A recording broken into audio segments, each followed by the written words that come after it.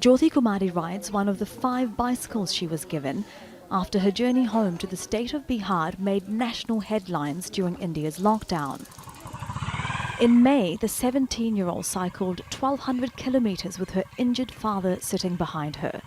She'd gone to take care of him after he was injured in a road accident and was unable to carry on working as a tuk-tuk driver. Then the lockdown was imposed, and with no money, they were forced to leave the city of Gurgaon.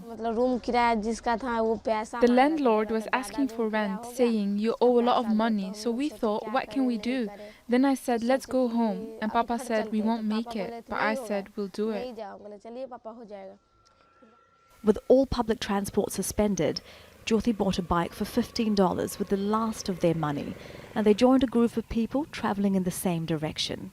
Despite sleeping on the road at night for 7 days, her father Mohan says they were the lucky ones. The people who were in more distress were the elderly, the people with young children, women carrying big sacks, young boys with blisters, and this hurt us more because I thought these people will die before us. It was a lockdown which laid bare India's inequality. While the government asked people to stay at home, more than 10 million who'd worked in cities and states away from their homes were forced to walk back. Hundreds died on the journey. But warnings that workers might not come back to their old jobs didn't come to fruition.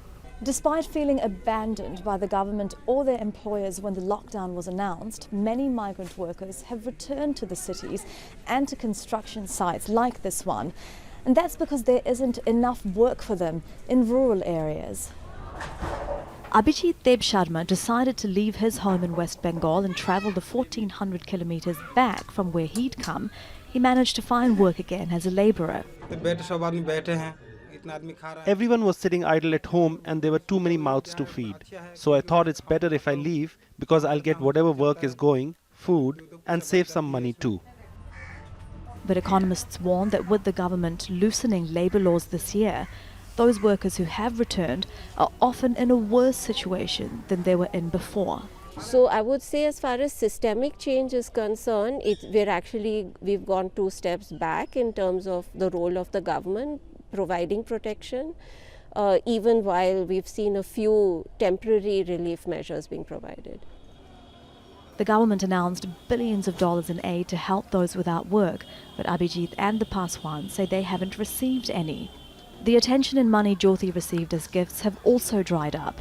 Now she says she just wants to finish school, but can't afford to. Elizabeth Puranam, Al Jazeera, New Delhi.